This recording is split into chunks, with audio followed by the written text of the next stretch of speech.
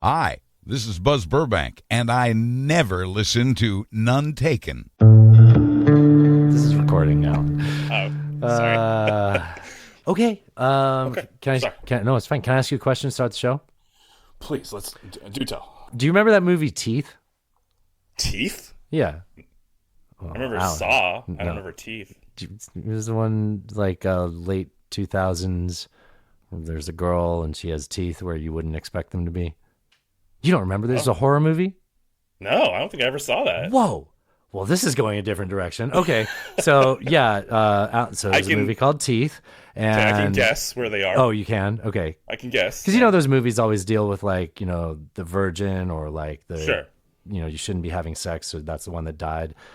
You know, in horror movies. Yeah. Well, maybe you haven't spent much time thinking about this, Alan, but now that it's the first time you've thought about it, do you ever wish that your girlfriend had teeth pussy?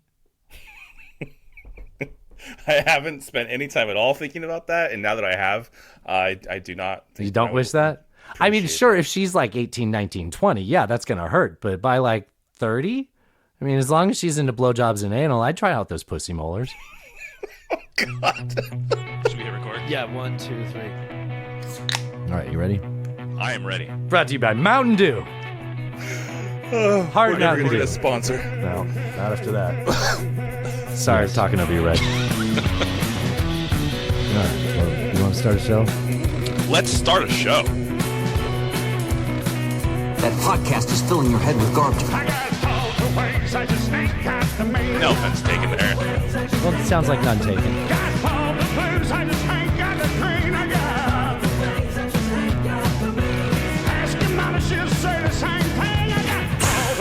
I just ain't got the means. Welcome to None Taken Friday edition. Welcome to our Friday headline roundup edition, where every week my good friend Alan gets in his car and drives to the hills of Livermore, and he turns over rocks to find out where the headlines grow wild, and he forages for headlines, and he brings them back in a knapsack. And we look at them together under, microscopes? And then we pin them into our book and we talk them at you every week. Because I listen to 13 hours of podcasts a day and Alan watches 3 hours of cable news. So you don't have to. We are your antidote to mainstream media. Alan, how is your Friday expected to be? It's expected to be fantastic. Yeah? I'll be at the Giants game. Oh, fuck yeah, man. Opening day. Opening day baseball is so fun. Like, you don't have to like baseball to still enjoy opening day. It's a fun event, especially if you're in a baseball city. Oh, yeah. It's going to be a blast. Can't wait. Cannot wait. But first, we have to talk headlines at you guys. We do have headlines to talk at them. We have headlines. So I have seen a lot of these, but I haven't read them out loud. So that'll at least be a challenge. All right. Well, shall we dive in? Yes, to your US turn and world? first. You made me go first last time. Okay. All right, so first topic in U.S. and world. Russia's retreat around the Ukrainian capital, Kyiv, has left evidence of atrocities against civilians, including mass graves in the town of Bucha. Alan, this is your opening. This is your opener? Yeah. Okay, I'm sorry to make jokes. This is the biggest story. I'm sorry. This is the biggest You know story. what? Your response to that question put me right in my place. You're right. I'm sorry. Okay, all right. I mean, I understand it's not the easiest topic. No, we cover, need to talk about nobody, this and just like charade that there's other shit more important than that. I think. It's Yeah, silly. I think nobody wants to have those images in their head, but it's real. It's happening. Yeah. We got to talk about it. So, Yeah. including mass graves in the town of Bucha, that has generated widespread international condemnation and denials by Russia.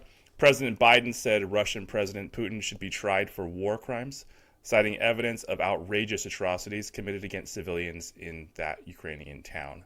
I think everybody at this point, I would imagine, has seen the images and the videos that came out from that area, and you know what the aftermath of the Russian military leaving, what obviously appears to have happened while they were occupying that territory is just horrific and tragic.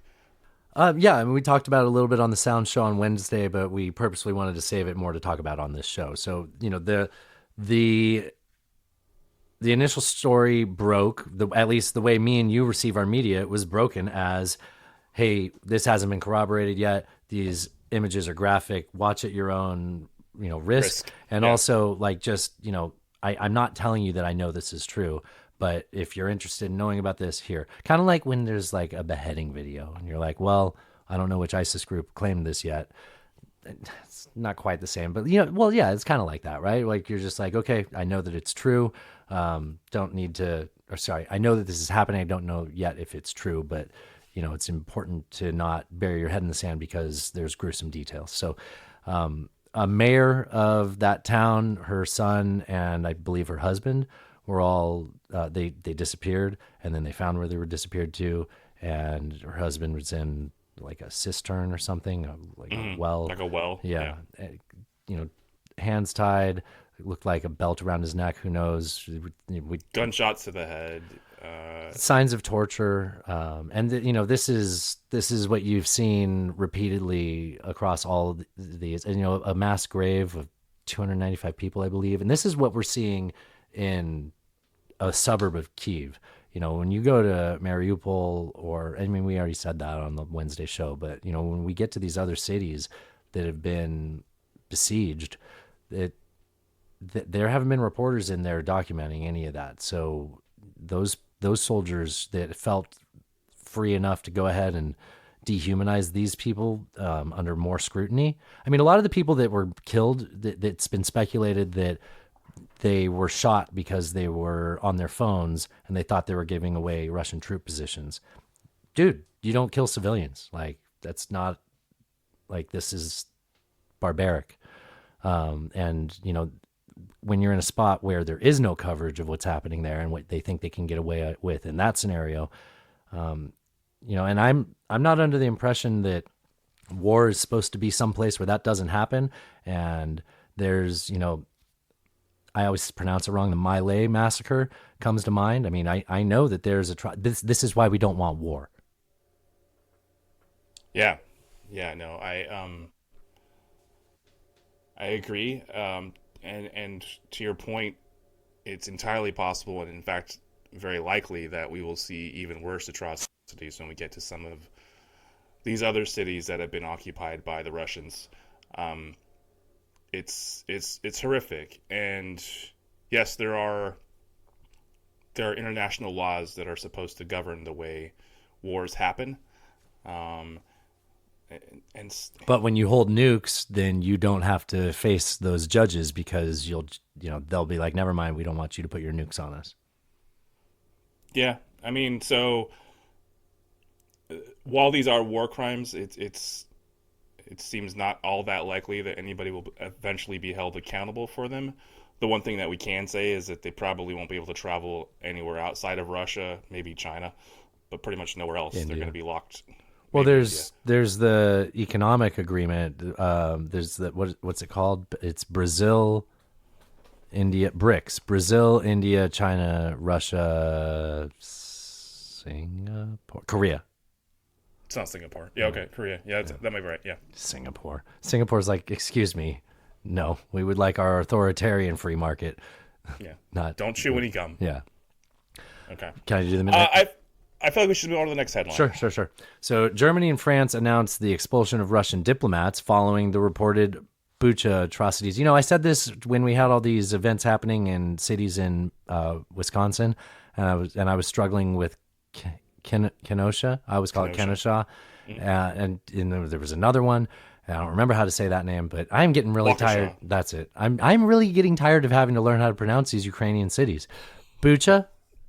I think that's right. Yes. Okay. So this is as a result of that coming out over the weekend. So, it's not good for diplomacy, although it's a clear sign of, hey, we're not tolerant of doing business with you when this is the way your country does business. Yeah, you're on the wrong side, clearly. Yeah. Also, Ukrainian President Zelensky addressed the UN Security Council today. He said he comes in the name of peace. I thought that he was very it's kind of measured for him, huh? A little bit, but he was also pretty direct. He said some things which I think were intended to be sort of like. So he said, look, clearly the UN isn't working. I'm paraphrasing here, but clearly the UN isn't working. And if you aren't willing to overhaul the UN and change the rules, then why don't you just dissolve the UN? Because what's the fucking point? He's saying they're in the Security Council. Right, the Russians in the Security Council, and so they have a veto.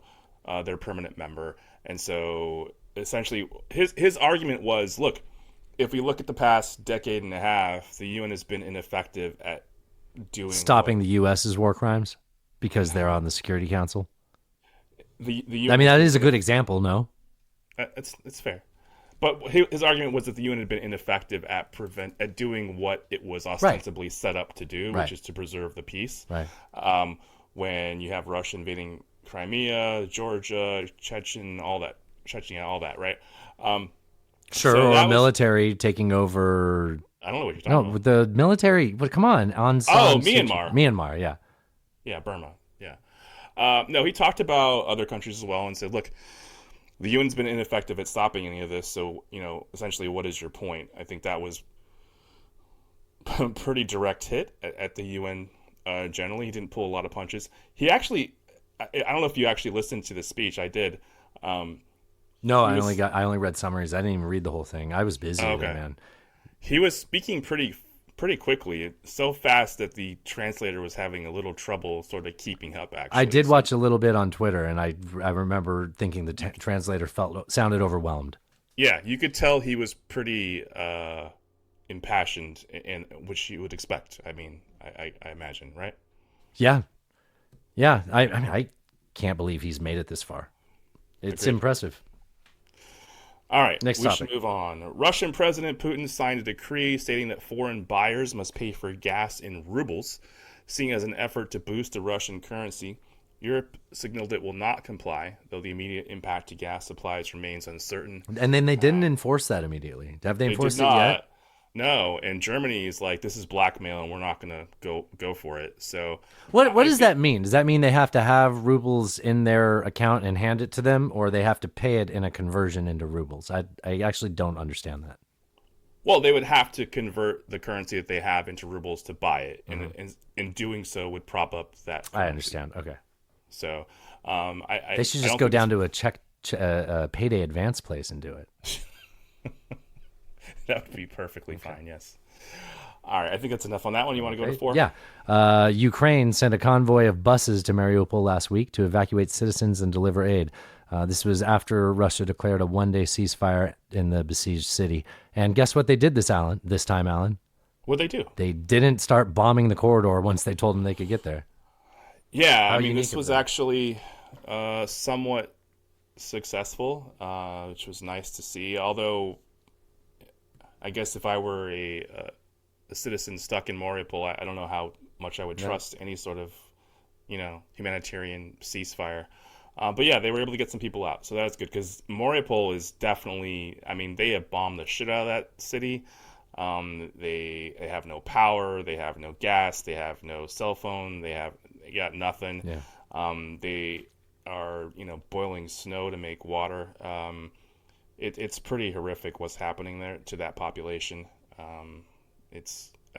I imagine that when reporters finally do get in, it's going to be a pretty horrific scene. And it's kind of expected by anybody analyzing it. It's a matter of time. It will fall. It's not like Kyiv was, where it was like people thought it would, but it didn't. Like, this is like, no, we're certain it's just a matter of time. Yeah. Yeah, it's pretty depressing. Well, because like at the end of the day, if Putin destroys Ukraine's infrastructure, doesn't have to rebuild it because they don't occupy it, and then just expands the Donbass and PR, and just makes a bigger carve out, and it gets that water down to Crimea that they couldn't get because they didn't have that little land bridge through where Mariupol is. That is a victory for him, and he causes the world to know this is what happens when you don't fall in line with our Eurasian project. No, I think that's definitely right. I think, and that's a win for him. Purposely breaking all the furniture. And then he just tells the people in Russia what he's been telling them, and He's still in power, so it hasn't changed anything. He's going to get away with this. Sorry, is that a bummer? I mean, you got this next headline. It kind of sounds like perhaps not. I mean, what I just said sounds like this is all going according to plan, and I don't think that's true. It's definitely not going according to plan. The White House declassified intel suggesting that Russian President Putin is receiving bad information about the war in Ukraine, with advisors afraid to tell him the truth. Meanwhile, President Biden pledged an additional $500 million in direct aid to Ukraine. So this is kind of an older headline. I left it in just because I think it's important to elucidate this topic. Like we talked about it before, where I felt like it's hard to tell like what his intelligence actually is. Like not intelligence, but like the intelligence briefings that he's getting. Like, are they willing to tell him the truth about what's actually happening on the ground? And it seems like no, they are not. But there comes a point where you can't continue to say that the emperor has great clothes. You know, like eventually it becomes obvious that they're not able to take over these cities that they intended to. They're not able to accomplish these objectives that were set out to be accomplished. So, all right, President Biden signed the Emmett Till Anti-Lynching Act into law last week. Oh, thank God. So lynching's illegal now, right? Which makes lynching a federal hate crime for the first time in U.S. history. It was always against the law. I mean, like lynching was against the law specifically, which It was always against aside the from law. murder. But now it's Right. called a hate crime. That's all that changed. Yes. That's honestly, I think that's shitty virtue signaling. You'd have to persuade me to not. Like, I'm open to it. Yeah, like I don't know if I would call it virtue signaling. I do think it's like a It's nice to name it after him. Yeah. I genuinely mean that. I go back and name the first law for him. Like, there was a law against lynching. I guess if I had to comment on this, what I would say is just that it sucks that it's 2022 And we have to fucking do that. and we have to fucking do that. Yeah, Like that's I agree like, with that. I Oh, think wait, we've we talked- don't. Like, that's been like Hold an on, we overall- don't though. Oh, because it's happening still. Yes, okay, we do. It's been like an overall theme, I think, Yeah. of a Wednesday and the Friday show of like how our expectations of where we're at as a people. I don't mean like people like different ethnic groups. I mean humans. Yeah. Like what we're capable of. yeah, What we and the know we're progress- capable of. And the progress that we've made, man, it always feels like, one step forward, two steps back. Like I mean, yeah. Maybe it's just high expectations, though. I mean, we did also grow up going to school and playing 1 little, 2 little, 3 little Indians, 4 little, 5. Like, it's, like you wouldn't say that. We'd say sit down Indian style. And then, like, in our life, it became crisscross applesauce and some other rhyme. Like, because it's shitty to talk like that, right? Like, I don't even like that I said that, but it's like context. It's fine. yeah, no, Like, there's you, definitely- you can there's- point to you things can't and pull say we've everybody made with you at one progress. time is the point, right? Like, and it's not excuse for the people that aren't, but like, yeah, people are still going to be backwards thinking, and and they may inspire people to follow them, but for the most part, like, we have our laws that rule our society, and we'll get through these moments. But I don't think we need to like rewrite the laws and then have like mandatory sentencing with them. I like the sentiment behind that, but I do not like our carceral system. I had to work at a prison on Friday. It was a horrible experience. Like, it just, even those people, I'm like, well, it still sucks to live around all this human suffering. Like, it was against the law. I don't understand going 2 extra levels with writing things. I think that I agree that the carceral system sucks, definitely, and I understand that this law, like on the ground, where people experience this type of violence, this law isn't really doing a lot to improve their situation. Like, if that's something that you face, like that, this isn't really changing your life all that much. No, that's true, right? And that would be the but- reason of writing it, right? Right, but I You I do like what it understand- signals, like socially, I do like what it signals socially, and again, I do feel like the idea that we still have to make those signals Is this far unfortunate. into I this get you, experiment yeah. of humanity is it's shitty. And virtue signaling is a condescending way of saying it. So I hear you. All right. Twitter announced it will appoint Elon Musk to its board a day after the billionaire disclosed a 9.2% stake in the platform. Can't beat him, join him, right? I've heard so many different takes on this particular topic, and so there are people who think that, Musk has been critical of Twitter in the past, I think for good reason. I have been as critical as well. There are people who think that this is Musk's way of buying his way in and sort of, making the change that he wants to see. I mean, I don't know. I feel like Musk had a big enough microphone to impact whatever he wanted to impact without dropping $10 billion on Twitter stock. Well, he's also investing in it. Right. So I don't know that this changes the size of his microphone is what I'm saying. Oh, okay. Well, hold on. He gets to sit in the room where they say, like, people that say certain things should have certain repercussions. So I think that definitely affects his microphone. He doesn't have final say. That's and fair. Just being on That's fair. On the board doesn't mean that he's the person that gets to sign off on that. I think it's still Jack. That's what you sound like Democrats when Brett Kavanaugh went in. And it's just one of them. You don't have to worry. But then they put in two more, Alan. I think it's interesting. I think. What happens when Joe Rogan buys shares in it? He doesn't have billions of dollars. He doesn't have that much money. He's got a lot, but not quite. He doesn't have Elon Musk money. I don't know.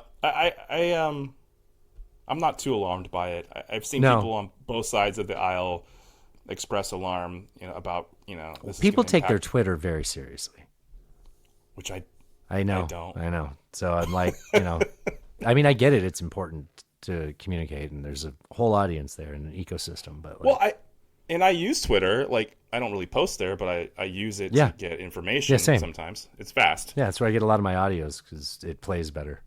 Yeah. But I don't see this as like a huge sea change in what Twitter is or will be. But we'll see going forward. I mean, he will have a seat. You minimize it. I say, well, he's at least there. So, there will be an impact from him being on that board. The size of which we'll see. Yeah. Okay. Is it mine? Yeah. A procedural vote in the Senate, 53-47, advanced Ketanji Brown Jackson's Supreme Court nomination after the Judiciary Committee deadlocked 11-11 on whether to send it to the floor. Her full confirmation is expected later this week. And we've so far seen, I believe, 3 Republican senators agreed to come across the aisle and sign off on her being on the Supreme Court. So that's enough. In the age of this sort of partisanship, that's a fucking landslide. Right. And so she will be confirmed, and she will be on the Supreme Court. Did you see Lindsey Graham's comment? I think I did, yeah. He said, you're extremely qualified, and he sounded like he was praising her, and he said, my vote's going to be a no. And he said, this is the first time I've ever voted against a Supreme Court nominee. Which is amazing because I think he was on the committee. A lot of these people that voted no are on the committee that put her in her federal circuit court judge. Yeah, right. But okay, he says that you're extremely qualified and you're a fine individual, and then he says my vote's going to be a no, which just doesn't that sound like him? Like I can't vote for that. That sounds competent. Like it very much does. And I mean, I'm definitely not the guy on the show that's going to say like there was a good old days, because I don't think there necessarily was. But there was a time in the Senate where that first statement he said about he thought she was a competent judge and a fair judge would have been enough for him to vote yes, regardless of what side of the aisle he was on. But we're not there anymore. No, especially when the whole mudslinging of the Republicans in those hearings was to try to get the phrase child pornography and sex offender, attached to her name. So whenever she's brought up in political discourse, the first thing that will come to many people's minds will be sympathizer to child molesters and the Democratic cabal and all that shit, right? Like that was the intention of that, no? It definitely was. Okay. Yes, 100%. That's and shitty. But that draws on like this whole narrative that the right has been pushing for years. That's the same thing with adrenochrome and Pizzagate and all that. Like, it's the same thing. It's just a different flavor of the same candy. Like, I don't know. It's frustrating. But I think that only works if those things get proven true. Unless that, right? Like eventually bad ideas do lose momentum. It's just what consequences happen in the meantime. We have alternative facts these days. Sure. I hope you're right. Yeah. Right. We want to move into our econ segment. Yeah, actually, I put a lot of stuff in econ that I might have otherwise classified differently before, but I felt like it all fit here. Okay. So here we are. I think it's yours. Right. The Senate reached a bipartisan deal for a $10 billion COVID-19 package that will fund domestic vaccines and treatments, but dropped funds for global assistance. So we stopped funding global assistance on it because we can barely pay for our own, which is hilarious too, because there's a bunch of states that didn't use their state funding and it's still sitting in the state's coffers. They could be like, this is true. Hey, can we have that? Because we're writing a budget for next year and it's $4.5 trillion. I mean, also... Great microphone squeak. It was perfect. Oh, sorry. No, it was perfect in that moment. Oh, okay. Also, I mean, the war in Ukraine is not just costing the Russians. We've committed something like $1 trillion over the course of the last year. More, yeah. It's a lot. I'm not saying that we shouldn't. Yeah, altogether. I'm not saying that's we shouldn't. I'm just saying that's a lot of money. Is that counting like planes that get sent to replace other It's counting like planes everything. Okay. Yeah. Okay. Yeah. Yeah. So I'm sure there's ways to manipulate that number to make it look different. Yeah. But I don't know. It's odd that we suddenly aren't funding global assistance anymore, because the narrative was always that, like, if there's any enclave that's not vaccinated, that's going to be a problem because we get new variants. And now we're like, fuck that, we're fine.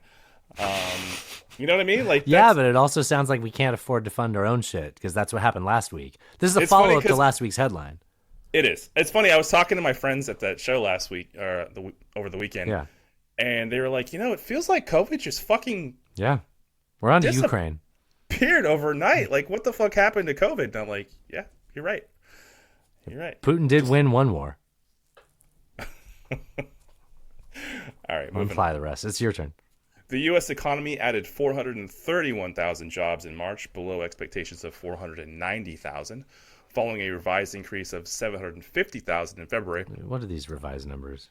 Meanwhile, the unemployment rate fell to 3.6% versus expectations of 3.7%. So that's a good fall. While wage growth increased 0.4% for the month, certainly not keeping up with inflation. You know what? I'll just read this next headline because I think it's connected. U.S. job openings, 11.3 million, and quits, 4.4 million, remained near record highs in February as the gap between available jobs and available workers reached a record 5 million. Education and health services had the most openings. So it's a very strange time for our economy. Yeah. I think those job openings and quits are a great mirror image to I mean, if you look at some indicators, the economy is just going gangbusters, and others, it's not great. Hard to see, hard to tell where this all shakes out and where it lands. Obviously, the war is just another, piece of chaos thrown into the mix, which is difficult to parse. But I think it's going to be a bit of a rough ride for businesses over the next year to 2 years. Can I ask you a question? Yeah, please. Remember how Putin and Xi met right before the Olympics?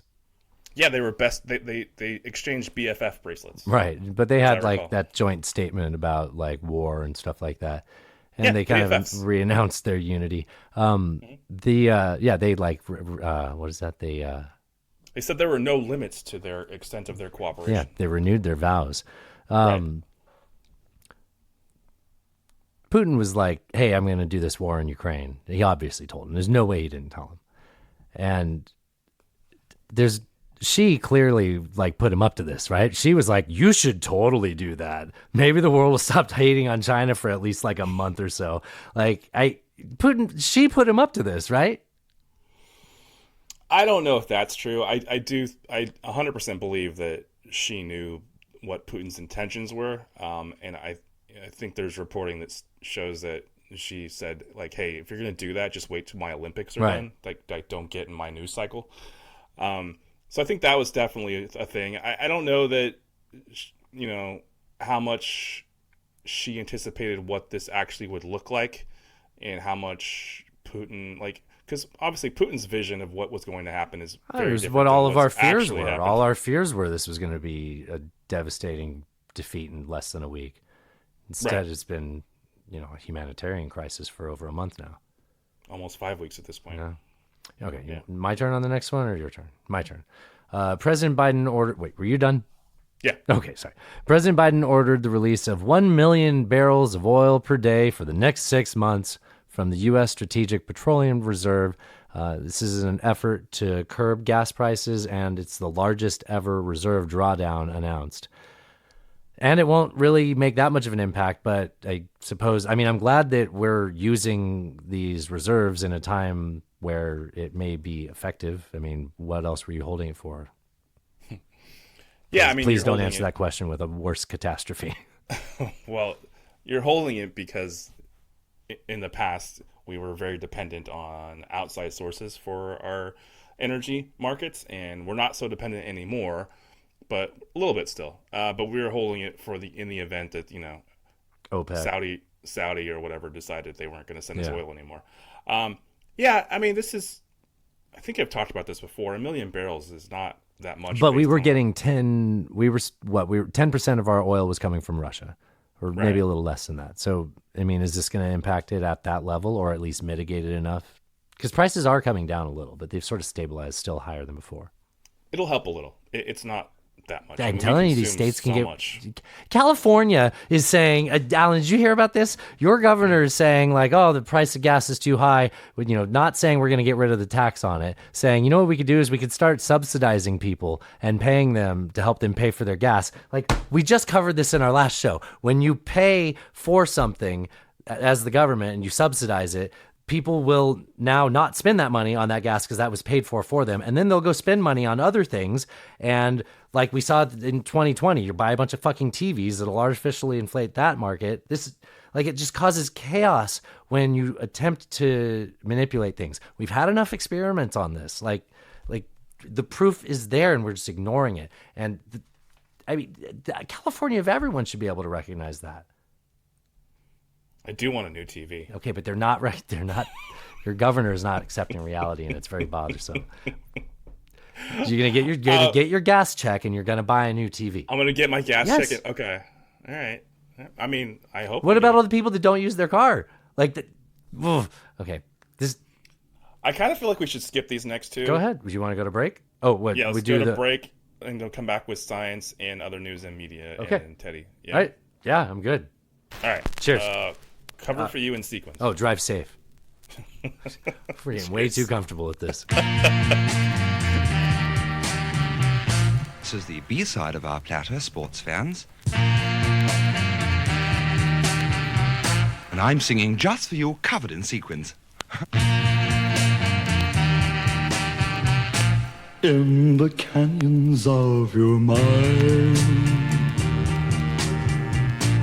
I will wander through your brain to the ventricles of your heart, my dear. I'm in love with you again. And we're back. I heard you flush. Did you really? I will stick in you. Yeah. Oh, well, things. Yep. All bathroom is normal. To the forest of your cheek. Okay. I think I have to ask you a question. Yes. And then we're gonna make a run for the finish line. Okay. Have you started watching Ozark yet? I have not. Damn it. God damn it. I think the most unrealistic part of Ozark is that it takes place in Missouri, and there's a complete lack of Trump pickup bed flags. Like, just nothing.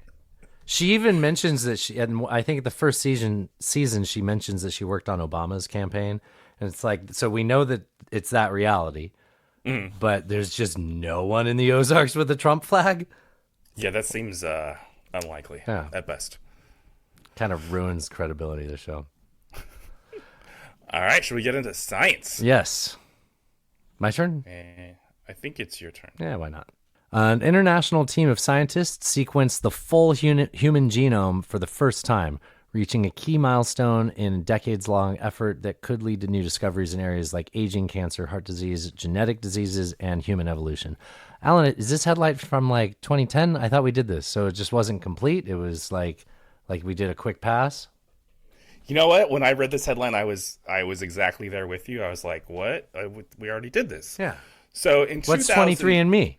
Have I been getting ripped off? Answer's yes. In 2003, we mapped most of the human genome, 93%. And that's sort of what we've been working with since then. So, 18 years, 19 years. But don't they say we're like genetically 98% similar to like monkeys? Well, so, yes, they do. That is a thing. So what we were told back then was like, well, we got most of it. The parts of the DNA that we have been able to map are mostly, at the time it was believed that was mostly like junk DNA. It didn't really do anything.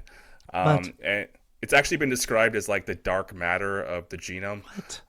Yeah, it's very difficult to actually parse out these ATCGs in that portion of the genome. You're giving a lot of credibility with your letters. I get you.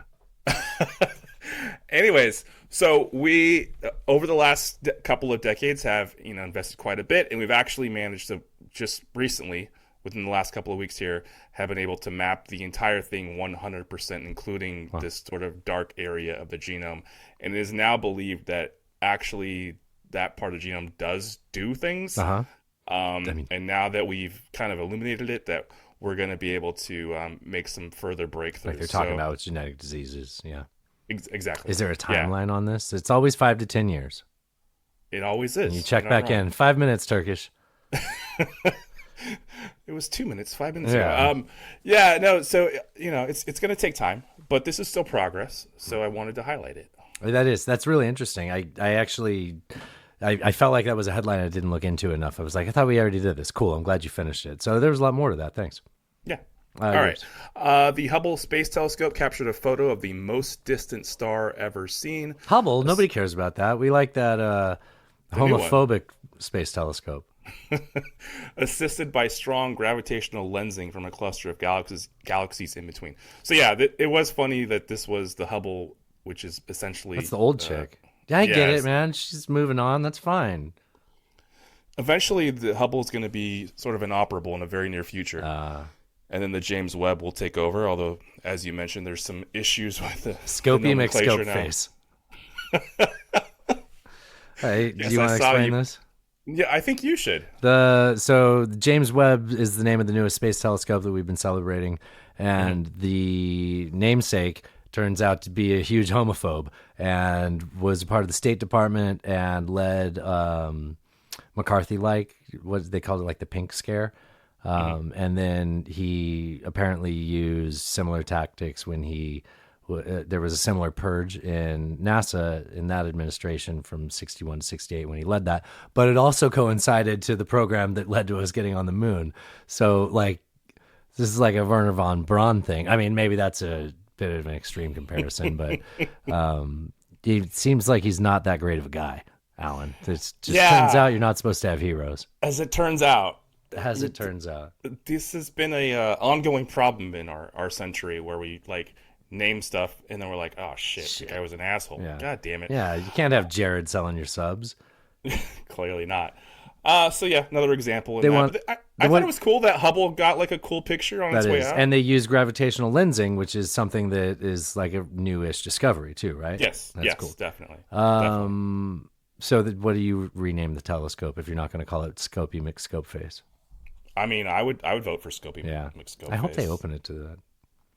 You ever seen that drawing of a dog in the first place and second place winner? And it was because people got to vote on it. And the first drawing is just horrible, but they liked it because a kid did it. And the second one is like a perfect drawing of a dog.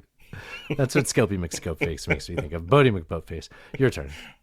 The UN's climate panel, the IPCC, the Intergovernment Panel on Climate Change. I almost had it.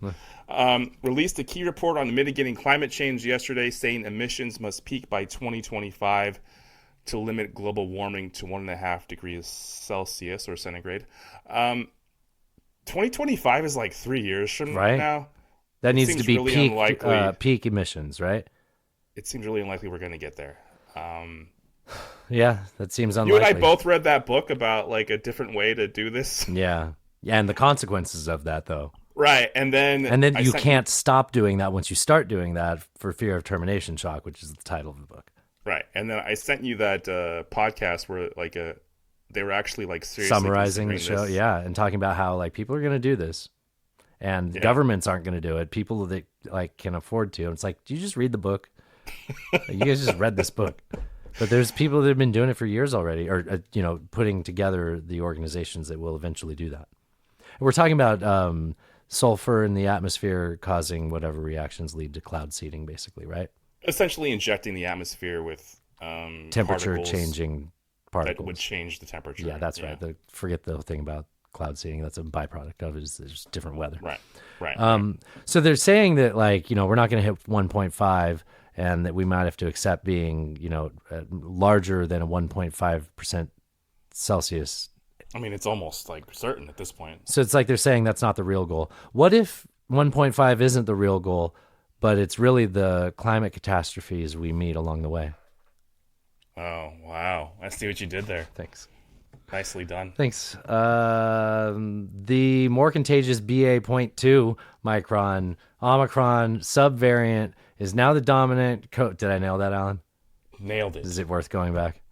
No. Okay. Go for it. Dominant COVID-19 strain in the U.S., accounting for 55% of the cases last week, per the CDC estimates. So, unless this starts causing horrible effects that we aren't seeing yet, which I get, like that's the fear.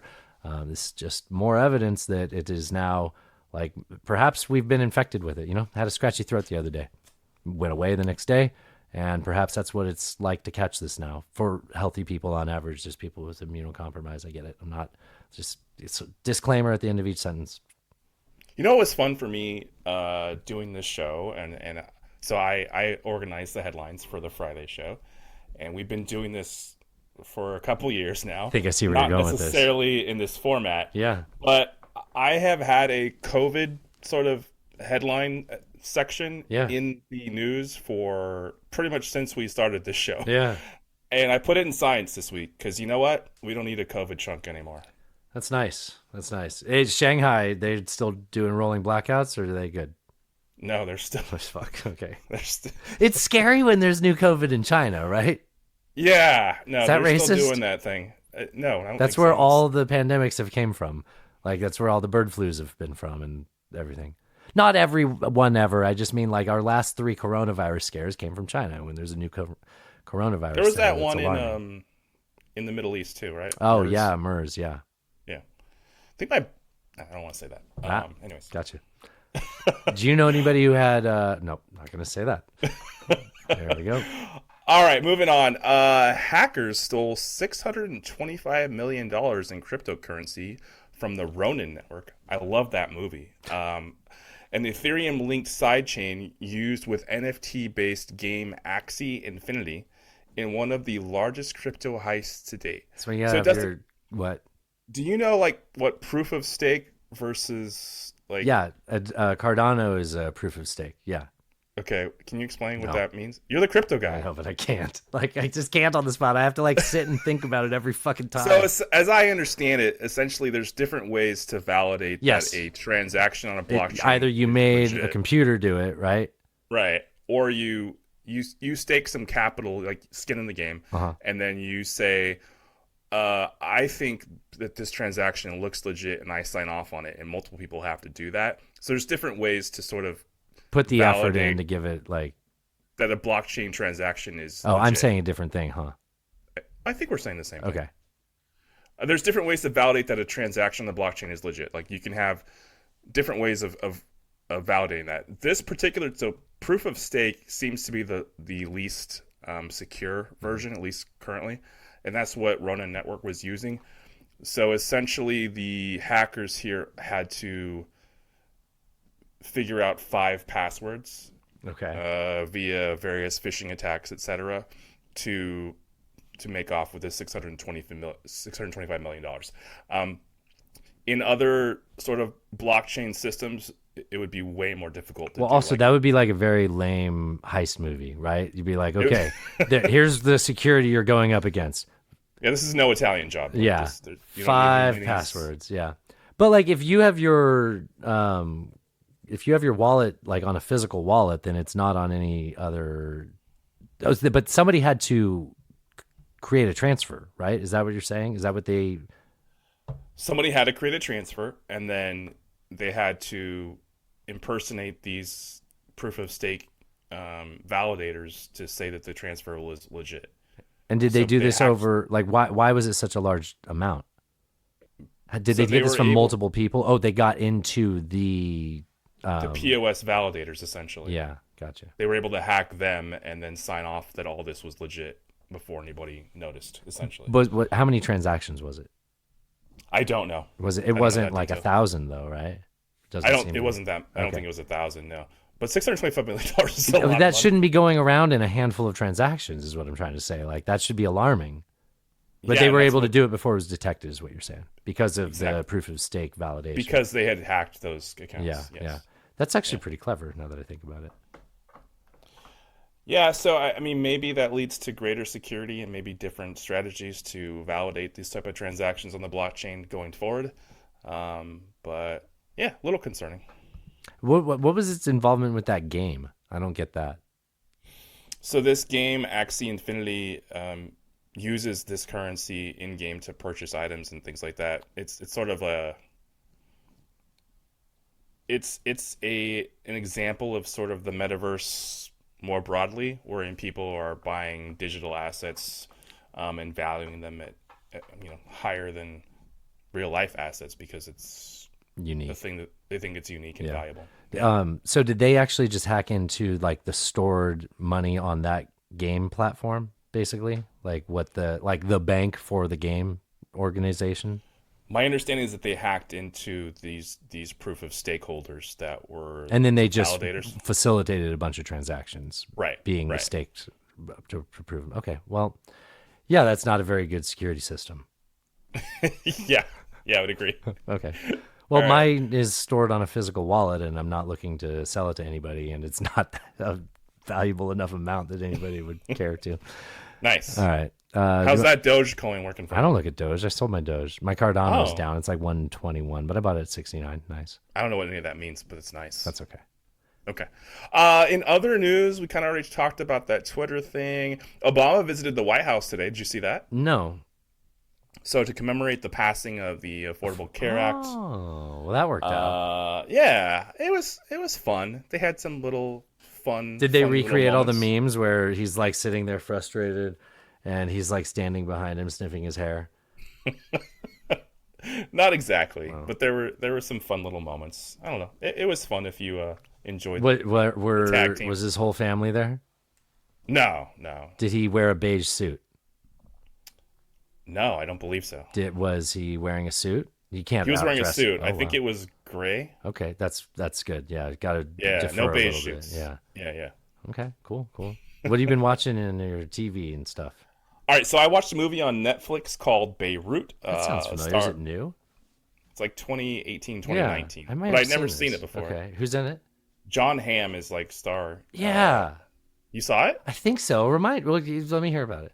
So he is like a diplomat in the Middle East in Beirut to begin.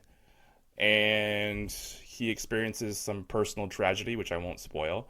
and his life kind of goes off the rails a little bit, and then he gets pulled back in for one last job, as they always say, to sort of negotiate a terrorist sort of thing. Okay. And it has personal connections to him that he's not aware of when he walks in. Oh, interesting. Okay, cool. I like John Hamm. I think he's a great actor. I thought this was pretty well done. I mean, the ending I didn't love, but I did enjoy the movie overall. Like it was not creative, or like don't spoil it because where did you watch this? Is it on Netflix? It's on Netflix. Okay. Yeah, it's on Netflix. No, not that it wasn't creative, just it wasn't fulfilling or satisfying. Gotcha. But I really like watching him sort of be that negotiator. And he's good in that kind of a role.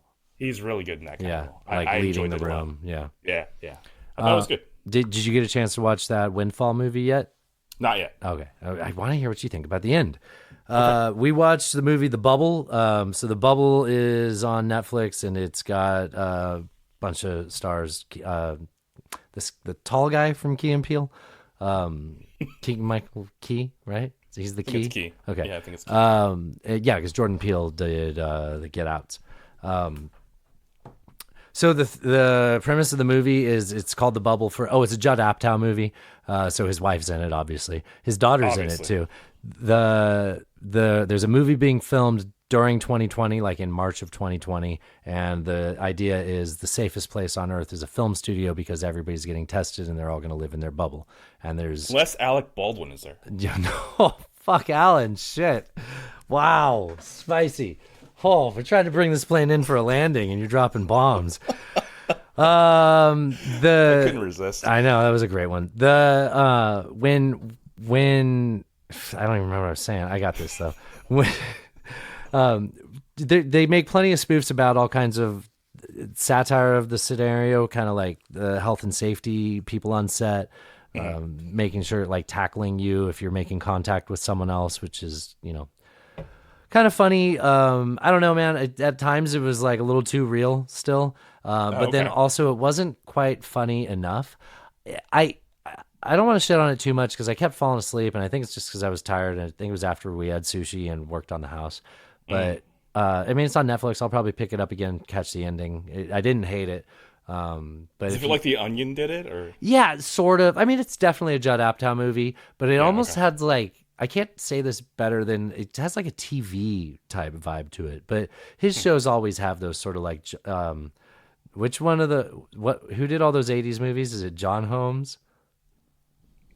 That doesn't sound cool. John Holmes, one of these people, there's a Holmes there was the male porn star, and I always forget which one's which. I think John Holmes did like Ferris Bueller and all those.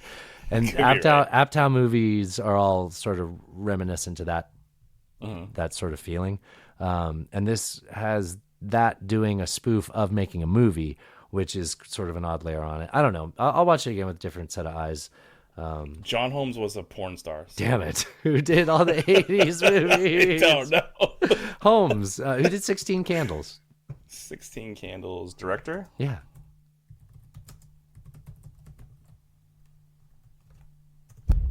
John Hughes. So close. Oh, okay. I know who that is now. Yeah. John Hughes. Okay. That's funny. That's really funny. It's not like I watch a bunch of 80s porn, Alan. I mean, no judgment here.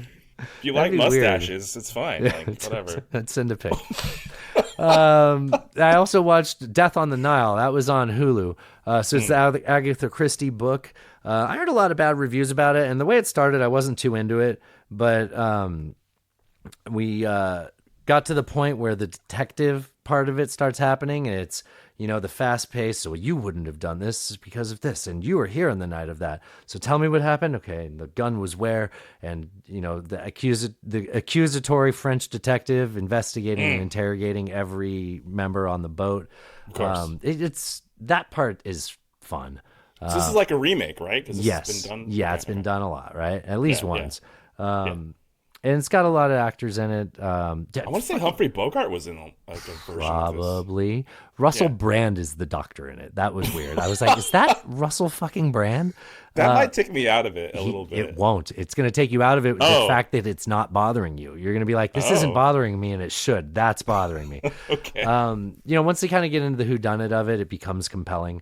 But there's like some, just like the newness with the old is just weird. And I don't know. It's just, let me know when there's something. I don't have Hulu, but I like that style of movie. So you would definitely like this. You would like this. I'm nitpicking about what I don't like about it. But I mean, mostly because I heard bad reviews. I kind of liked it by the end of it.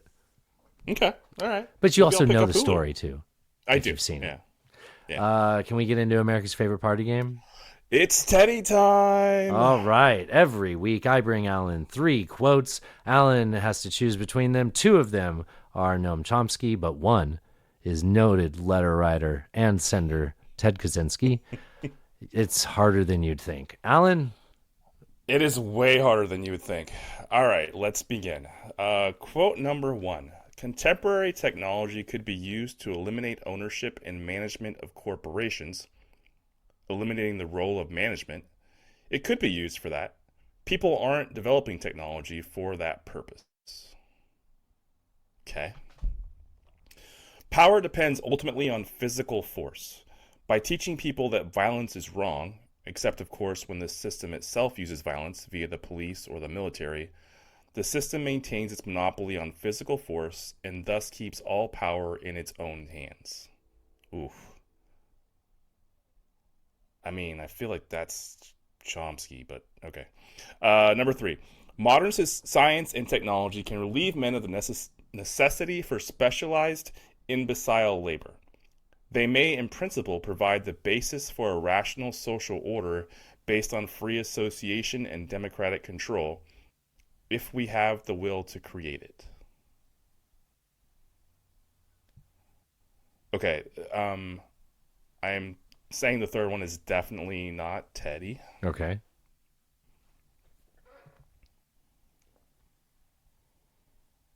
And the second one, to me, feels very Chomsky, but the first one doesn't really feel Teddy to me. That's so weird. Okay.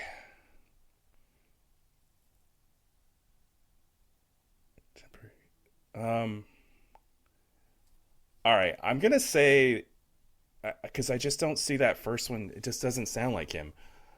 I'm going to say the second one is Teddy. You got it. That's 2 in a row, Alan. Wait, did I really? Yeah, you got it. I thought that was a dead giveaway. He says, by teaching people that violence is wrong, and then parentheses, except, of course, when the system itself uses violence, via the police. Right. No, the system was in there twice. I know, he used the system twice. I was so worried. I was like, oh, God, don't give him a poker face. But I could definitely see Chomsky saying that, too. I know, because it's the monopoly and keeps the power in its own hands. Yeah. Yeah. That was fun. Yeah, that was fun. This game is so fun. I never know if I'm going to... I have no idea walking in. Well, another week of shows are in the book, Alan. It was good times. Yeah. Hey, none taken. No, none. No offense, buddy. All right. I enjoyed this. That was fun. Drive safe. Cheers. Does he eat dogs? I'm pooping right now. Is Kevin McCarthy a moron, and if so, why? Why would you say something that stupid? I come without explanations or solutions. I'm a very sexy lady. Ted Cruz, go fuck yourself. Read the news. God bless the United States. Now this is podcasting.